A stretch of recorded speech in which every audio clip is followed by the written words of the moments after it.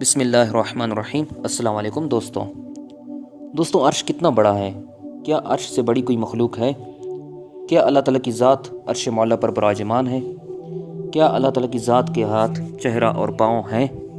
آج کی ویڈیو میں ہم تمام تر تفصیلات سے آپ کو آگاہ کریں گے۔ عرش معلیٰ کے بارے میں مختلف فرقوں کا کیا موقف ہے، اور عرش معلیٰ کے بارے میں اور اللہ تعالیٰ کی ذات کے بارے میں اہل سنت کا عقیدہ کیا ہے جو فاسد عقائد کو رد کرتا ہے، اس سے بھی آپ کو آگاہ کریں گے۔ لہٰذا ویڈیو کو آپ نے سکپ نہیں کرنا، آخر تک دیکھنا ہے تاکہ کوئی اہم بات آپ سے مس نہ ہو جائے۔ محترم دوستو، یاد رہے کہ مخلوقات میں سب سے عظیم اور بڑی مخلوق رحمان کا عرش ہے۔ اللہ تعالیٰ نے عظمت کو عرش کی صفت قرار دیا ہے، اور عرش کی لمبائی چوڑائی اس کا بنانے والا ہی جانتا ہے۔ البتہ عرش اللہ تعالیٰ کی مخلوق ہے، جیسا کہ فرمان باری تعالیٰ ہے۔ سورہ الاحرام میں اللہ تعالیٰ فرماتا ہے، یہ ہے اللہ تمہارا پروردگار جس کے سوا کوئی معبود برحق نہیں، وہی ہر چیز کا خالق ہے۔ دوستو، اللہ تعالیٰ نے خاص طور پر اپنے آپ کو عرش کا پروردگار بیان کر کے اپنی تعریف بھی بیان فرمائی ہے، جیسے کہ قرآن پاک کی سورہ توبہ میں آیت نمبر 29 میں ارشاد فرمایا، اللہ عرش عظیم کا پروردگار ہے۔ یہی نہیں بلکہ اللہ تعالیٰ نے اپنی تعریف میں عرش کی ملکیت کو بھی بیان کیا ہے کہ میں ہی اس کا مالک ہوں، اور فرمایا سورہ غفر کی آیت نمبر 15 میں اللہ تعالیٰ فرماتے ہیں، بلند درجوں والا اور عرش والا ہے۔ اس آیت کی تفسیر میں ابن کثیر رحمۃ اللہ کہتے ہیں، اللہ تعالیٰ عرش عظیم کا مالک ہے جو کہ تمام مخلوقات سے بلند و بالا ہے۔ اللہ تعالیٰ نے عرش کا مقام و مرتبہ بڑھانے کے لیے اسے اپنی نسبت بھی عطا کی، اور سورہ بروج میں اللہ تعالیٰ نے ارشاد فرمایا، اللہ تعالیٰ عرش والا اور بزرگی والا ہے۔ دوستو، جہاں تک سوال ہے کہ اللہ تعالیٰ نے عرش کو کب تخلیق کیا، تو یاد رہے کہ اللہ تعالیٰ نے اسے آسمانوں اور زمین کی تخلیق سے پہلے پیدا کیا تھا، جبکہ سورہ ہود میں اللہ تعالیٰ نے ارشاد فرمایا، وہی تو ہے جس نے آسمانوں اور زمینوں کو 6 دنوں میں پیدا کیا، اور اس وقت اس کا عرش پانی پر تھا، تاکہ تمہیں آزما سکے کہ تم میں سے کون اچھے عمل کرتا ہے۔ آپ صلی اللہ علیہ وسلم کا فرمان ہے، اللہ تعالیٰ موجود تھا، اس سے پہلے کوئی چیز نہیں تھی، اللہ کا عرش پانی پر تھا، پھر اللہ تعالیٰ نے آسمانوں اور زمین کو پیدا فرمایا، اور ذکر یعنی لوح محفوظ میں ہر چیز لکھ دی۔ دوستو، کہتے ہیں کہ اللہ تعالیٰ نے قلم کو جس وقت پیدا فرمایا تو سب سے پہلے اسے تقدیریں لکھنے کا حکم دیا۔ عرش اس سے بھی پہلے پیدا ہو چکا تھا۔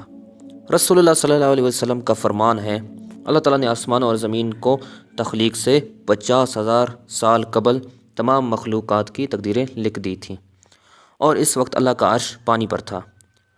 دوستو، یاد رہے کہ عرش غیبی چیز ہے، یعنی ہم اسے دنیا میں نہیں دیکھ سکتے۔ اللہ تعالیٰ نے ہمیں اس کی کچھ صفات کے بارے میں بتایا ہے تاکہ اللہ پر ایمان پختہ ہو، اور یہ بات بھی ذہن میں بیٹھ جائے کہ اللہ تعالیٰ اپنی مخلوق سے بلند ہے۔ روایات بتاتی ہیں کہ عرش الہی پورے جہان پر کعبے کی طرح ہے۔ نبی کریم صلی اللہ علیہ وسلم نے عرش کو ایسے ہی بیان کیا اور فرمایا، بے شک اللہ کا عرش آسمان کے اوپر ایسے ہے۔ آپ صلی اللہ علیہ وسلم نے انگلیوں کے ساتھ کعبے کی طرح کا اشارہ فرمایا۔ دوستو، یاد رہے کہ عرش کے پائے اور پہلو بھی ہیں، جیسا کہ آپ صلی اللہ علیہ وسلم کا فرمان ہے، لوگ قیامت کے دن مدہوش ہوں گے، اور سب سے پہلے مجھ سے زمین پھٹے گی، لیکن پھر بھی حضرت موسیٰ علیہ السلام عرش کا ایک پایہ تھامے مجھ سے پہلے کھڑے ہوں گے۔ اب معلوم نہیں کہ وہ بھی مدہوش ہوئے تھے یا دنیا میں آنے والی تجلی کے وقت آنے والی بے ہوشی کی وجہ سے حساب برابر ہو گیا۔ یہ حدیث میں یہ الفاظ بھی ہیں کہ موسیٰ عرش کے پہلو کو پکڑے ہوئے ہوں گے۔ یہ الفاظ صرف بخاری شریف میں ہیں۔ دوستو، بیان ہوا کہ آسمانوں اور زمین کی تخلیق سے پہلے عرش پانی پر تھا، جیسا کہ سورہ ہود میں اللہ تعالیٰ کا فرمان ہے، اور اس کا عرش پانی پر تھا، اور تخلیق سے بعد سے لے کر اب تک پانی پر ہی ہے۔ اور اسی حوالے سے آپ صلی اللہ علیہ وسلم کا فرمان ہے، اللہ تعالیٰ کا عرش پانی پر ہے، اور اللہ عرش کے اوپر ہے، اور اس کے لیے تمہارا کوئی عمل پوشیدہ نہیں ہے۔ دوستو، یاد رہے کہ عرش سب سے اعلیٰ اور بلند مخلوق ہے، اور تمام مخلوقات کے لیے چھت بھی ہے، اور اللہ تعالیٰ نے عرش کو اپنا خصوصی قرب دیا، اس سے بڑھ کر کوئی مخلوق اللہ کے قریب نہیں ہے، اور چونکہ اللہ تعالیٰ پاکیزہ ذات ہے، اور اس کے قریب ہی پاکیزہ چیزیں ہی ہو سکتی ہیں۔ اللہ تعالیٰ نے عرش کو پیدا فرما کر اسے اپنی تمام مخلوقات سے بلند امتیازی عطا فرمائی ہے۔ ابن کثیر رحمۃ اللہ علیہ فرماتے ہیں کہ عرش تمام مخلوقات کے لیے چھت ہے، اور آسمان، زمینیں، ان کے ارد گرد اور ان کے اندر جو چیزیں ہیں سب عرش سے نیچے ہیں، اور سب کی سب اللہ تعالیٰ کے اختیار، قدرت اور علم میں گھرے ہوئے ہیں۔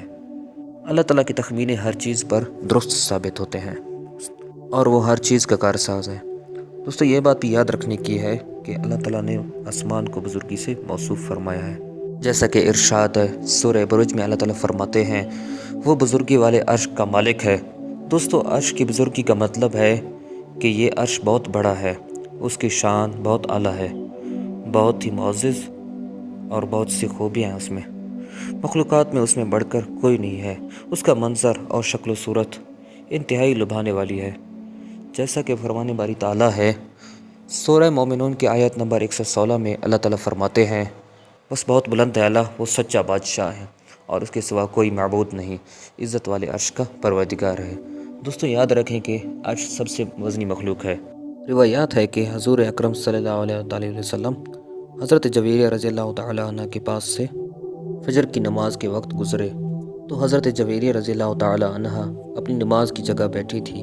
پھر جب آپ صلی اللہ تعالیٰ علیہ وسلم چاش کی نماز کے وقت واپس آئے تو تب بھی حضرت جویریہ رضی اللہ تعالیٰ عنہ وہیں بیٹھی تھی۔ تو آپ صلی اللہ تعالیٰ علیہ وسلم نے فرمایا کہ آپ اسی وقت سے اسی حالت میں بیٹھی ہیں جس حالت پر میں چھوڑ کر گیا تھا۔ انہوں نے کہا جی ہاں۔ تو نبی کریم صلی اللہ تعالیٰ علیہ وسلم نے فرمایا کہ میں نے تمہارے بعد 4 جملے 3 مرتبہ کہے ہیں، اگر انہیں تمہارے اذکار سے تولا جائے تو میرے جملے تمہارے اذکار سے وزنی ہو جائے۔ وہ 4 جملے یہ ہیں: سبحان اللہ و بحمدہ عدد خلقہ ورضا نفسہ وزینت عرشہ ومداد کلماتہ۔ شیخ الاسلام ابن تیمیہ رحمۃ اللہ علیہ کہتے ہیں اس سے واضح ہوتا ہے کہ عرش کا وزن سب سے زیادہ ہے۔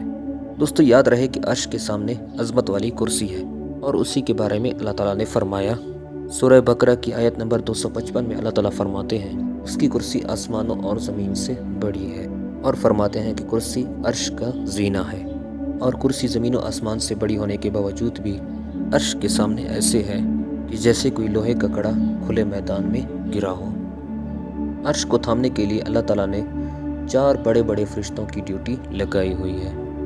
یہ فرشتے ہر وقت اللہ تعالیٰ کی تسبیح، ثنا اور مومنوں کے لیے استغفار کرتے رہتے ہیں، جیسا کہ سورہ غافر میں اللہ تعالیٰ فرماتے ہیں عرش کو اٹھانے والے اور اس کے آس پاس فرشتے اللہ تعالیٰ کی حمد و ثنا اور تسبیح کرتے ہیں اور اس پر ایمان رکھتے ہیں، نیز ایمان کے ساتھ استغفار کرتے ہوئے کہتے ہیں کہ ہمارے پروردگار تو نے ہر چیز کو اپنی بخشش اور علم سے گھیر رکھا ہے، بس انہیں بخش دے جو توبہ کرے اور تیری راہ کی پیروی کرے، اور تو انہیں دوزخ کے عذاب سے بچا لے۔ دوستو معلوم ہوا کہ عرش کے گرد و پیش فرشتوں کا کام ہی ذکر اور دعا ہے۔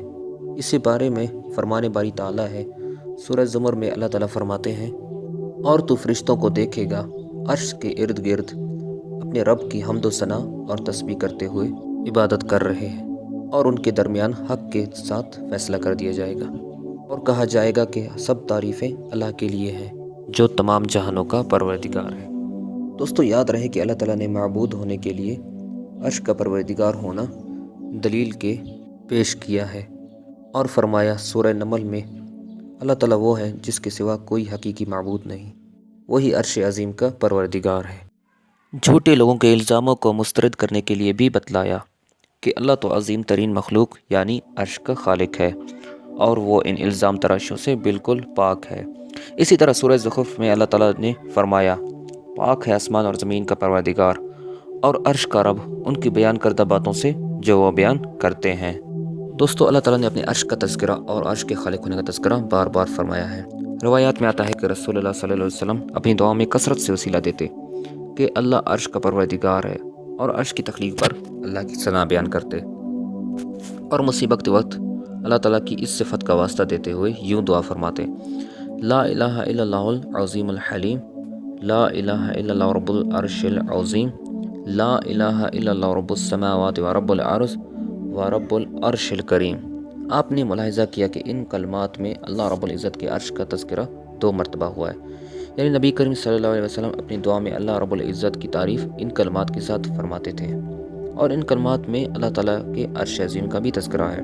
اسی طرح ایک حدیث میں ہے کہ رشتہ داری عرش کے ساتھ چمٹ کر کہتی ہے، جو مجھے جوڑے اللہ اسے جوڑے، اور جو مجھے توڑے اللہ اسے توڑ دے۔ ایک اور روایت میں ہے کہ جس وقت اللہ تعالیٰ نے مخلوقات کو مکمل کر لیا تو اللہ تعالیٰ نے ایک نوشتہ تحریر فرمایا جو اس کے پاس عرش پر ہے کہ میری رحمت میری غضب پر بھاری ہے۔ اسی طرح روایت ہے کہ سورج روزانہ عرش کے نیچے سجدہ ریز ہوتا ہے، جیسا کہ آپ صلی اللہ علیہ وسلم کا فرمان ہے، سورج جا کر عرش کے نیچے سجدہ کرتا ہے۔ اور اللہ تعالیٰ کا سورہ یاسین کی آیت نمبر 38 میں فرمان ہے، اور سورج اپنے ٹھکانے کے جانب چلتا ہے۔ یہ خالق اور علم رکھنے والے تخمینے کے مطابق ہوتا ہے، اس کا مطلب یہی ہے۔ اسی طرح ایک دوسری روایت میں حضرت ابو ذر غفاری رضی اللہ تعالیٰ عنہ کہتے ہیں، میں نے نبی کریم صلی اللہ علیہ وسلم سے اللہ تعالیٰ کے فرمان اور سورج اپنے ٹھکانے کے جانب چلتا ہے کے بارے میں پوچھا۔ آپ صلی اللہ علیہ وسلم نے فرمایا، سورج کا ٹھکانہ عرش کے نیچے ہے۔ روایات یہ بات بتاتی ہیں کہ رحمان کا عرش ایک عظیم صحابی کی وفات پر لرز اٹھا تھا، جن کو اسلام قبول کیے ہوئے ابھی 6 سال ہی گزرے تھے، تاہم ان کی قوم کے تمام افراد ان کے ہاتھ پر اسلام قبول کر چکے تھے۔ جس وقت وہ فوت ہوئے تو ان کی عمر صرف 37 برس تھی۔ آپ صلی اللہ علیہ وسلم کا فرمان ہے، سعد بن معاذ کی موت پر رحمان کا عرش بھی کانپ اٹھا تھا۔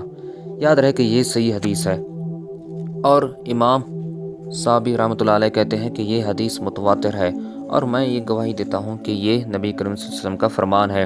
دوستو، آپ عرش معلیٰ کے بارے میں نبی کریم صلی اللہ علیہ وسلم کی احادیث ملاحظہ فرما رہے ہیں۔ ان روایت میں یہ اللہ تعالیٰ کے عرش کا تذکرہ مختلف انداز ہوا ہے۔ روایات میں یہ بات بھی ملتی ہے کہ کل مخلوقات کے فنا ہو جانے پر اللہ تعالیٰ نے عرش کو یہ خصوصیت بخشی کہ وہ باقی رہے گا۔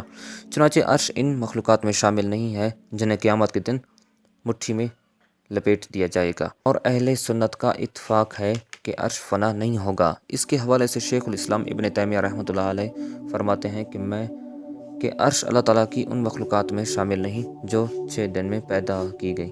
اللہ تعالیٰ عرش کو شک نہیں فرمائے گا اور نہ ہی اسے ختم کرے گا، اور مشہور احادیث بھی قرآن مجید کی طرح اس بات کو واضح کرتی ہیں کہ عرش باقی رہے گا۔ دوستو، روایات بتاتی ہیں کہ قیامت کے دن عرش کو 8 فرشتے اٹھائے ہوئے ہوں گے، اور اللہ تعالیٰ مخلوقات کے مابین فیصلے کے لیے آئے گا، جیسے کہ فرمان باری تعالیٰ ہے۔ سورہ الحاقہ میں اللہ تعالیٰ فرماتے ہیں، اور تیرے عرش کو 8 فرشتے اپنے اوپر اٹھائے ہوئے ہوں گے۔ روایات میں آتا ہے کہ لوگ عطیہ کرام سے شفاعت طلب کریں گے، تو تمام انبیاء کرام قیامت کی سختی اور ہولناکی کی وجہ سے شفاعت کرنے سے معذرت کریں گے، تو یہ لوگ سید الخلق ہمارے نبی کریم صلی اللہ علیہ وسلم کے پاس پہنچیں گے۔ اس بارے میں نبی کریم صلی اللہ علیہ وسلم کا فرمان ہے، وہ میرے پاس آئیں گے، پھر میں عرش کے نیچے سجدہ ریز ہو جاؤں گا، پھر کہا جائے گا، محمد سر اٹھائیں اور شفاعت کریں۔ آپ صلی اللہ علیہ وسلم کی شفاعت قبول کی جائے گی، مانگیں آپ کو دیا جائے گا۔ کہتے ہیں، جس وقت محشر میں لوگوں کی تکالیف بڑھ جائیں گی، سورج سر کے 1 میل پر آ جائے گا، تو اللہ تعالیٰ اپنے چنیدہ بندوں کو اپنے عرش کا سایہ نصیب فرمائے گا، جیسا کہ ایک روایت میں آپ صلی اللہ علیہ وسلم کا فرمان ہے، 7 قسم کے لوگوں کو اللہ تعالیٰ عرش کا سایہ نصیب فرمائے گا، جس دن اس کے سائے کے علاوہ کوئی سایہ نہیں ہوگا۔ نمبر 1، عادل حکمران۔ نمبر 2، اپنے پروردگار کی عبادت میں پروان چڑھنے والا نوجوان۔ نمبر 3، ایک ایسا آدمی جس کا دل مسجد سے جڑا ہوا ہو۔ نمبر 4، 2 ایسے آدمی جو اللہ تعالیٰ کی رضا کے لیے ایک دوسرے سے محبت کرتے ہوں، اس پر ملے اور اسی پر جدا ہوئے ہوں۔ نمبر 5، ایسے آدمی جس سے جاہ و جمال والی خاتون بدکاری کا مطالبہ کرے اور وہ کہے دے کہ میں اللہ سے ڈرتا ہوں۔ نمبر 6، جو صدقہ کرتے ہوئے ایسا انداز اپنائے کہ بائیں ہاتھ کو بھی علم نہ ہو کہ دائیں ہاتھ نے کیا خرچ کیا۔ نمبر 7، ایسا شخص جو تنہائی میں اللہ تعالیٰ کو یاد کرے تو اس کی آنکھیں نم ہو جائیں۔ دوستوں، ایک اور حدیث میں ہے کہ اللہ تعالیٰ کے لیے محبت کرنے والے اللہ تعالیٰ کے عرش کے سائے تلے ہوں گے۔ دوستوں، روایات کے مطابق جنت تلے مختلف درجے ہیں، جن میں اعلیٰ جنت الفردوس ہے، اس کی چھت رحمان کا عرش ہے۔ آپ صلی اللہ علیہ وسلم کا فرمان ہے، جب بھی اللہ سے مانگو تو جنت الفردوس مانگو، کیونکہ یہ سب سے بہترین اور بلند ترین جنت ہے، اس میں سے جنت کی نہریں پھوٹتی ہیں اور اس کے اوپر رحمان کا عرش ہے۔ ناظرین، سوچیں، اگر اللہ کا عرش اتنا عظیم اور بڑا ہے تو اللہ تعالیٰ کی ذات اس سے بھی بڑی اور عظیم ہے۔ وہ ہر چیز کو اپنے گھیرے میں لیے ہوئے ہے، اور اسے کوئی چیز اپنے گھیرے میں نہیں لے سکتی۔ وہ ہر چیز پر غالب ہے اور اس پر کوئی چیز غالب نہیں ہو سکتی۔ دوستو، یہ رحمان کے عرش کا مختصر سا مطالعہ ہے۔